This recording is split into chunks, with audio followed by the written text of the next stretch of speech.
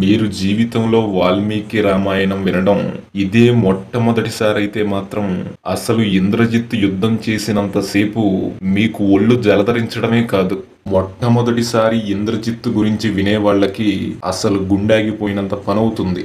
ఎందుకంటే ఉత్తరాఖండలో అగస్త్య మహర్షి రాముడితో చెప్తాడు, రామా, ఇంద్రజిత్తు చచ్చిపోయాడు కాబట్టే నువ్వు యుద్ధంలో గెలిచావు. ఎందుకంటే ఇంద్రజిత్తు లాంటి భయంకరమైన వీరుడు ఈ భూమి మీద ఇంతవరకు పుట్టిందే లేదు. అందుకనే ఈ వీడియో చూసిన తర్వాత అసలు మీకు ఇంద్రజిత్తు పేరు వింటేనే భయమేస్తుంది. కాబట్టి ఇప్పుడు యుద్ధకాండలో మొట్టమొదటి రోజు యుద్ధం ప్రారంభమైంది.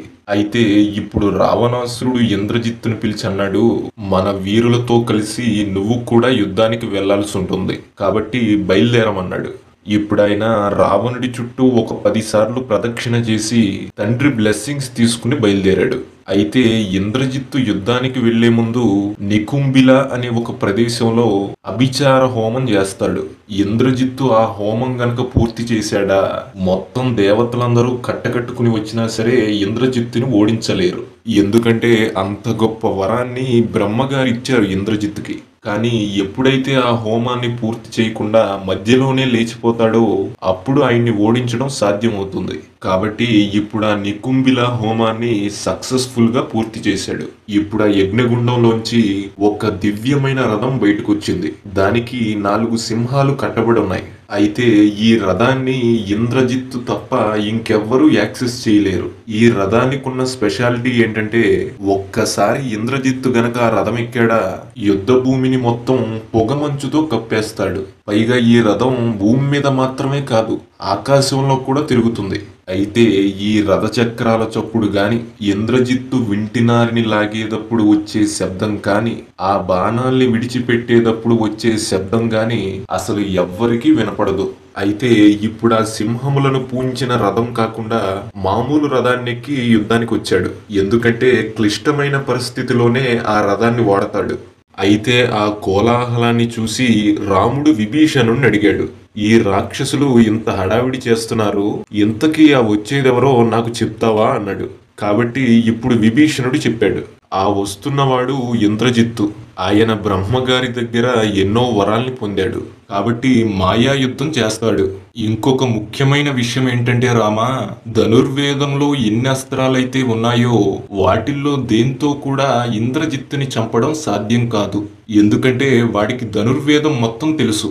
కాబట్టి రామా, నువ్వు ఇంద్రజిత్తుని చాలా జాగ్రత్తగా ఎదుర్కోవాల్సి ఉంటుంది అన్నాడు.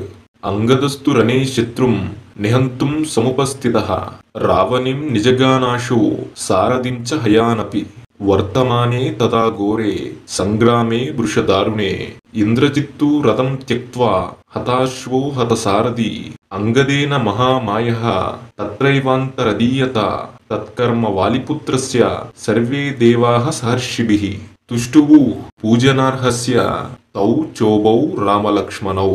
అయితే ఇప్పుడు వాలిపుత్రుడైనటువంటి అంగదుడు ఇంద్రజిత్తు రథం మీదకి దూకి గుర్రాల్ని సారథిని సంహరించి ఇంద్రజిత్తు రథాన్ని విరగ్గొట్టాడు. ఇప్పుడు ఇంద్రజిత్తు నేల మీద పడిపోయాడు. అందుకనే ఆకాశంలోంచి యుద్ధాన్ని చూస్తున్నటువంటి దేవతలతో సహా రామలక్ష్మణులు కూడా అంగదుణ్ణి ప్రశంసించారు. ఎందుకంటే ఇంద్రజిత్తు కెరియర్లోనే అలా ఆయన రథాన్ని విరగ్గొట్టి కింద పడేసిన వాడే లేడు. ఆఖరికి ఇంద్రుడు కూడా పని చేయలేకపోయాడు. అందుకనే అంగదుణ్ణి ప్రశంసించారు. కానీ ఆగ్రహించినటువంటి ఇంద్రజిత్తు ఒక్కసారిగా అంతర్ధానం అయ్యాడు, అంటే మాయమైపోయాడు. ఇప్పుడు ఆ సింహములను పూంచినటువంటి రథంలో కూర్చుని ఆకాశంలో తిరుగుతూ కొన్ని లక్షల బాణాల్ని ప్రయోగిస్తున్నాడు. రామలక్ష్మణులకు కూడా ఒళ్ళంతా బాణాలు తగిలాయి. అయితే ఇప్పుడు రాముడు ఆకాశంలో వేగంగా ఎగరగలిగినటువంటి జాంబవంతుడు, హనుమ, అంగదుడు, నీలుడు మొదలైన 10 మంది వానర యోధుల్ని ఎంచుకుని ఇప్పుడు మీరు పైకెగిరి ఇంద్రజిత్ ఎక్కడున్నాడో పట్టుకుని బంధించి తీసుకురమ్మన్నాడు. అయితే ఈ 10 మంది వానర యోధులు కూడా ఆ యుద్ధ భూమి పైనున్నటువంటి ఆకాశాన్నంతా వెతికినా సరే వాళ్ళకి ఇంద్రజిత్తు కనబడలేదు.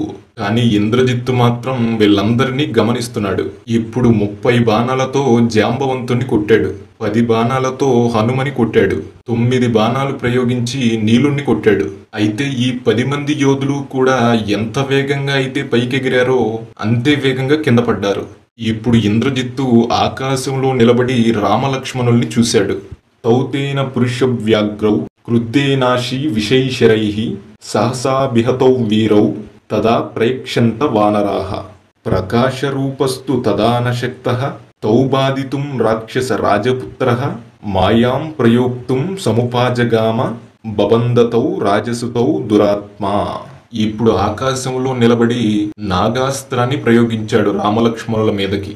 అవి బాణాలుగా వచ్చి గుచ్చుకున్నాయి, కానీ ఆ బాణాల్లోంచి మంత్రపూరితమైన సర్పాలు బయటకొచ్చి రామలక్ష్మణుల అవయవాలన్నీ చుట్టేశాయి. ఇప్పుడు లక్ష్మణుడి కంటే ముందు రాముడు కింద పడిపోయాడు. ఇప్పుడు కింద పడిపోయినటువంటి రామలక్ష్మణుల కవచాల్ని భేదించి వాళ్ళ మర్మస్థానాల మీద కొట్టాడు. మర్మస్థానాలంటే ఎక్కడ కొడితే మనిషి చచ్చిపోతాడో వాటిని మర్మాంగాలు అంటారు. అది కూడా మామూలు బాణాలతో కాదు, నారాచ బాణాలు, సింహదంతాలతో కొట్టాడు. ఇప్పుడు ఆ ఇంద్రజిత్తు విపరీతమైన కోపంతో అరుస్తూ, ఎరా మనుషుల్లారా, మీ ఇద్దరి వల్ల కదరా నా తండ్రికి కంటి మీద నిద్ర లేకుండా పోయింది, ఈ రోజు మీ అంతు చూస్తాను అని రామలక్ష్మణుల ఒంటి మీద అంగుళం కూడా ఖాళీ లేకుండా కొట్టాడు.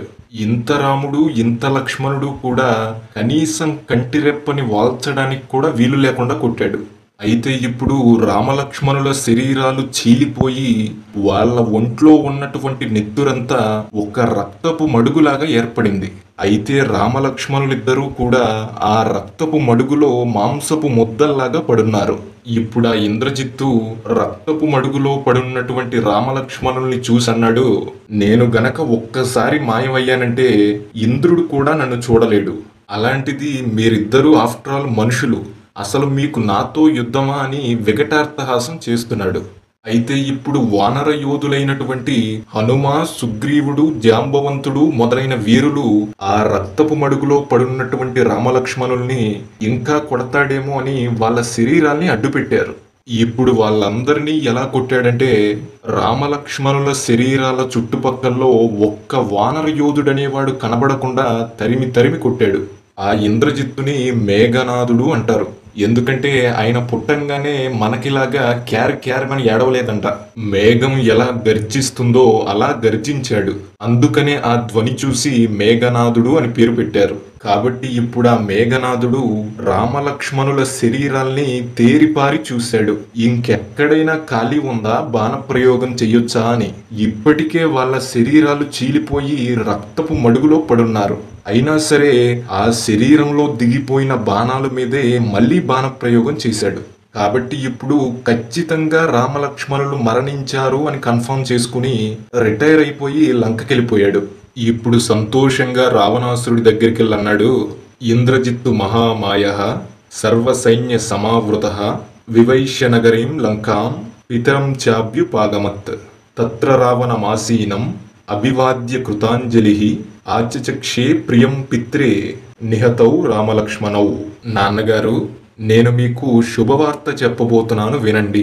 ఏ రామలక్ష్మణుల పరాక్రమాన్ని నమ్ముకుని ఇన్ని కోట్ల మంది వానరాలు యుద్ధానికి వచ్చారో ఆ రామలక్ష్మణుల్ని నేను యుద్ధం ప్రారంభమైన మొట్టమొదటి రోజే నాగాస్త్రాన్ని ప్రయోగించి చంపేశాను. కాబట్టి నాన్నగారు, ఇక మీరు ప్రశాంతంగా ఉండండి. ఇప్పుడు రావణాసురుడి ఆనందానికి ఇక అవధులు లేవు. కాబట్టి ఇప్పుడు యుద్ధ భూమిలో వానరులందరూ రామలక్ష్మణుల చుట్టూ చేరి ఏడుస్తున్నారు. అయితే హఠాత్తుగా పెద్ద గాలి రావడం మొదలైంది. చెట్లన్నీ కూడా కింద పడిపోతున్నాయి. ఒకవేళ మళ్ళీ ఇంద్రజిత్తే వస్తున్నాడేమో అని భయపడి వానరులంతా పారిపోవడం మొదలెట్టారు.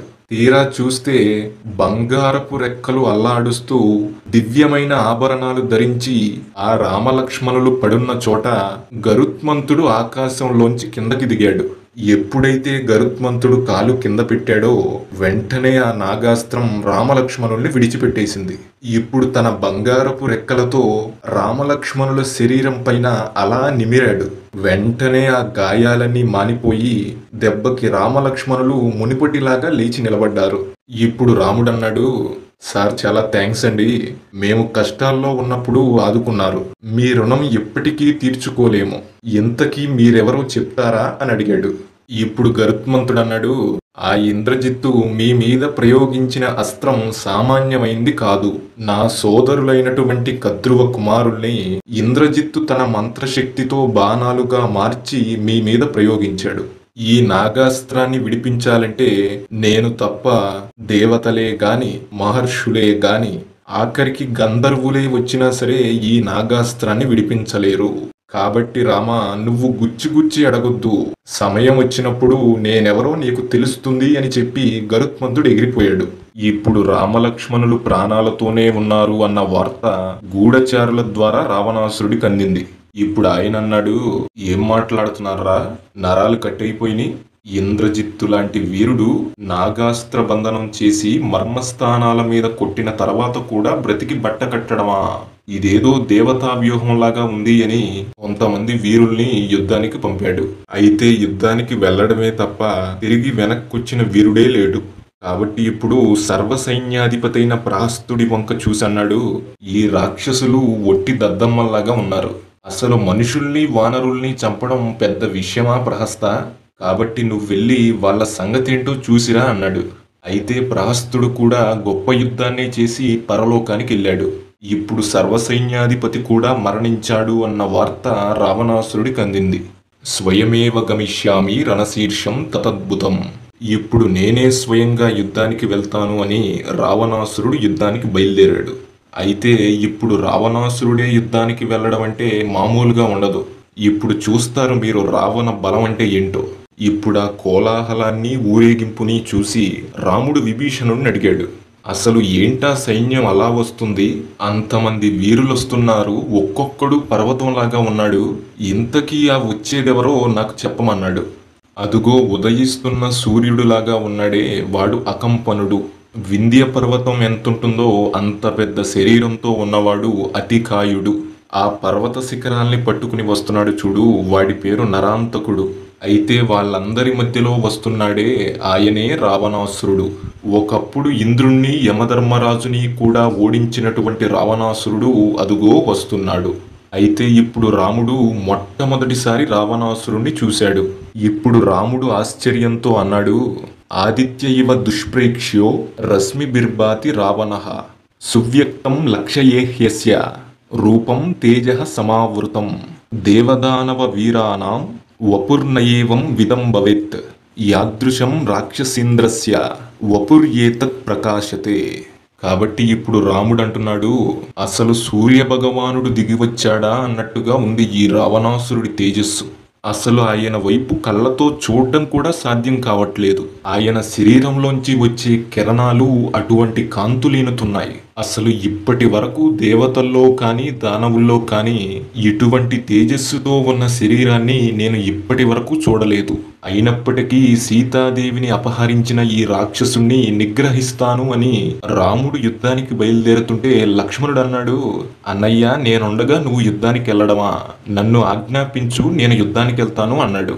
అయితే రాముడు అన్నాడు, రావణో హి మహావీర్యో రణే అద్భుత పరాక్రమః త్రైలోక్యేనాపి సంక్రుద్ధో దుష్ప్రసహ్యో న సంశయః. ఈ రావణాసురుడి స్వరూపాన్ని చూసిన తర్వాత నాకు అర్థమైంది లక్ష్మణ, అసలు 3 లోకాలే కలిసొచ్చినా సరే ఈయన తేజస్సు ముందు పరాక్రమం ముందు నిలబడలేవు. అందులో మాత్రం ఎలాంటి అనుమానము లేదు. కాబట్టి లక్ష్మణ, నువ్వు ఆయనతో చాలా జాగ్రత్తగా యుద్ధం చేయాల్సి ఉంటుంది అన్నాడు. అయితే లక్ష్మణుడి కంటే ముందే వాయుపుత్రుడైనటువంటి హనుమ రావణాసురుడి మీదకి యుద్ధానికి వెళ్ళాడు. ఇప్పుడు హనుమ రావణాసురుడి రథానికి అడ్డంగా నిలబడన్నాడు, నువ్వు అందరి చేతిలో మరణించకుండా వరమడిగావు, కానీ కోతుల్ని మర్చిపోయావు. కాబట్టి నేనొక కోతిని, నా పిడికిలితో నీ గుండెల మీద ఒక్క గుద్దు గుద్ది నిన్ను ఇప్పుడే పరలోకానికి పంపిస్తాను అన్నాడు. దానికి రావణాసురుడు, ఇంకెందుకు లేటు, త్వరగా కానివ్వు, లేట్ అయిందంటే నిన్ను నేను పరలోకానికి పంపిస్తాను అన్నాడు. ఇప్పుడు హనుమ విపరీతమైన కోపంతో తన కుడి చేతి పిడికిలి బిగించి ఒక్క గుద్దు రావణాసురుడి గుండెల మీద గుద్దాడు. దెబ్బకి ఇంతటి రావణాసురుడు కూడా భూకంపం వచ్చినప్పుడు పర్వతం ఎలా కదిలిపోతుందో అలా ఒక్కసారిగా కదిలిపోయాడు.